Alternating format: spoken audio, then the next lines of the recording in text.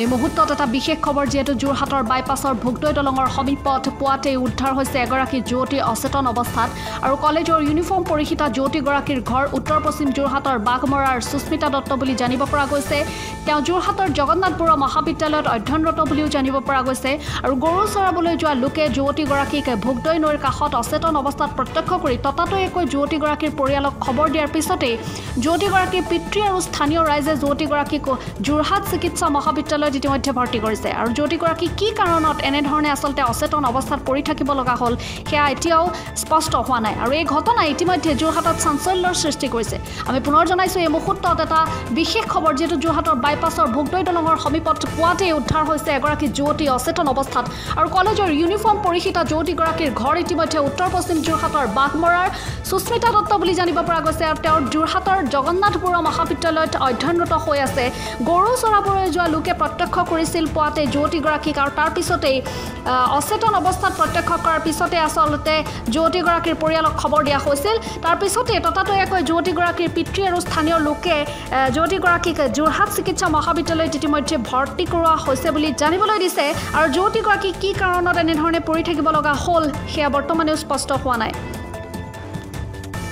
যোৰহাটত চাঞ্চল্যৰ বিৰাজ কৰিছে পুৱাতে যিহেতু যোৰহাটত বাইপাছৰ ভোগদৈ দলঙৰ সমীপত উদ্ধাৰ হৈছে এগৰাকী যুৱতী অচেতন অৱস্থাত যিটো কলেজৰ ইউনিফৰ্ম পৰিহিতা আছিল যুৱতীগৰাকী আৰু ইউনিফৰ্ম প্ৰত্যক্ষ কৰি যোৰহাট জগন্নাথ বৰুৱা মহাবিদ্যালয়ত অধ্যয়নৰত হৈ আছে বুলি জানিব পৰা গৈছে আৰু যোৰহাটৰ বাঘমৰাৰ সুস্মিতা দত্ত বুলি জানিব পৰা গৈছে। যুৱতীগৰাকী গৰু চৰাবলৈ গৈছিল একাংশ লোক আৰু তাৰপিছতে যুৱতীগৰাকীক তেনে অৱস্থাত প্ৰত্যক্ষ কৰি পৰিয়ালৰ লোকক খবৰ দিয়াৰ পিছতে যুৱতীগৰাকীৰ আহি সেই ঠাইত উপস্থিত হয় আৰু তাৰ পিছতে স্থানীয় লোকৰ সহযোগত যুৱতীগৰাকীক যোৰহাট চিকিৎসা মহাবিদ্যালয়ত ভৰ্তি কৰোৱা হৈছে বুলি ইতিমধ্যে খবৰ আহিছে আৰু যুৱতীগৰাকী আচলতে কি ধৰণে কি কাৰণত এনেধৰণে অচেতন অৱস্থাত আচলতে পৰি থাকিব লগা হ'ল সেই সমগ্ৰ ঘটনাই আচলতে চাঞ্চল্যৰ সৃষ্টি কৰিছে যদিও বৰ্তমানলৈকে কাৰণ আচলতে স্পষ্ট হোৱা নাই আৰু সেয়া পৰৱৰ্তী পৰ্যায়ত তদন্তত আচলতে স্পষ্ট হ'ব কি ধৰণে আচলতে যুৱতীগৰাকী কিয় এনেধৰণে অচেতন অৱস্থাত পৰি থাকিব লগা হৈছে।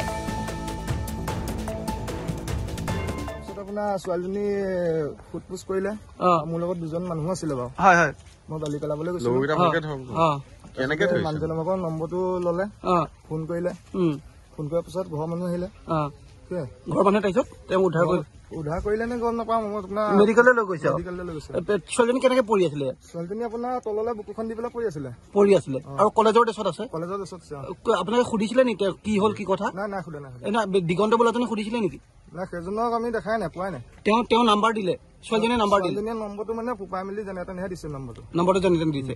তাৰপিছত আপোনালোকে তেওঁৰ দেউতাকলৈ ফোন কৰিলে? দেউতাকলৈ ফোন কৰিলে। ঘৰ ক'ত? এজনৰ বাপেকৰ নম্বৰ নহয় মানে বেলেগ খোৱাৰ কাৰণে ঘৰ আছে বুলি ক'লে। ঘৰ ক'ত বুলি গম পালে? ঘৰ কিবা এইফালে বুলি কৈছিলে। বাঘমৰা মানে কি গম নাপাব। দেউতাকে অটো এখন লৈ আহিছিলে? অটো এখন লৈ আহিছে বুলি কৈছে বাৰু। মোক সেই মানুহজনে ফোন কৰিছিলে বুলি ভাবিছে। সেইটো আমি গম পোৱা নাই, এতিয়া তদন্তত আছে। ছোৱালীজনীক ইমিডিয়েট যিটো আমি ৰেস্কিউ কৰিব লাগে তেওঁক মেডিকেললৈ পঠাইছে। আমি আহি পাইছো। এতিয়া কেনেকুৱা যুৱতীগৰাকী আমি গম পোৱা নাই, আমি এতিয়া পিয়তহে আহিছো। আমি এতিয়া ইমিডিয়েট আমি মেডিকেল যাব। মানে ছোৱালীজনী ঘৰ বাঘমৰা নেকি? এতিয়ালৈকে সেইটো গম পোৱা নাই। আপোনাক গোটেইখিনি মানে আপোনালোকক জ্ঞাতাৰ্থে এটা কথা জনাই থওঁ, এই স্থান কিন্তু অপৰাধৰ এক ৰম্যভূমিলৈ পৰিণত হৈছে।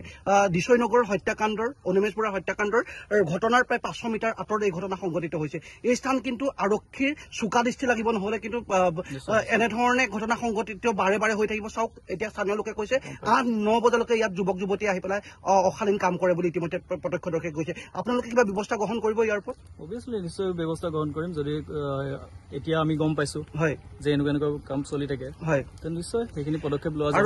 মানে প্ৰথম আমাৰ ইনফৰমেশ্যন আহিছিলে যে ছোৱালীজনী পৰি আছে কি অৱস্থাত পৰি আছিলে কেনেকে পৰি আছিলে আমাক কোৱা নোহোৱা নাছিলে। আমি ইমিডিয়েট আহিলো, কিন্তু মই ফোনত এইটোৱে কৈছিলো যে ফাৰ্ষ্ট ষ্টেপ যিটো আমাৰ ফাৰ্ষ্ট এড হয় সেইটো ইমিডিয়েট ছোৱালীজনীক মানে মেডিকেল নিব লাগে। ঠিক আছে, সেইকাৰণে তেওঁ মেডিকেল পঠোৱা হৈছিলে। বাপেক আহিলে বোলে, বাপেক আহি লৈ গ'ল। এতিয়া আমি তদন্ত কৰি চাওঁ ছোৱালীজনী কৰ হয়, কোন হয় বা কেনেকে আহিলে তেওঁ এতিয়ালৈকে গম পোৱা নাই, বা যোনে দেখিছিলে তেওঁ এতিয়া নাই বৰ্তমান এইটো জেগাত। আমি মেডিকেললৈকে যাওঁ, বাকী পৰৱৰ্তী পৰ্যায়ত যিখিনি হয় আপোনাক নিশ্চয়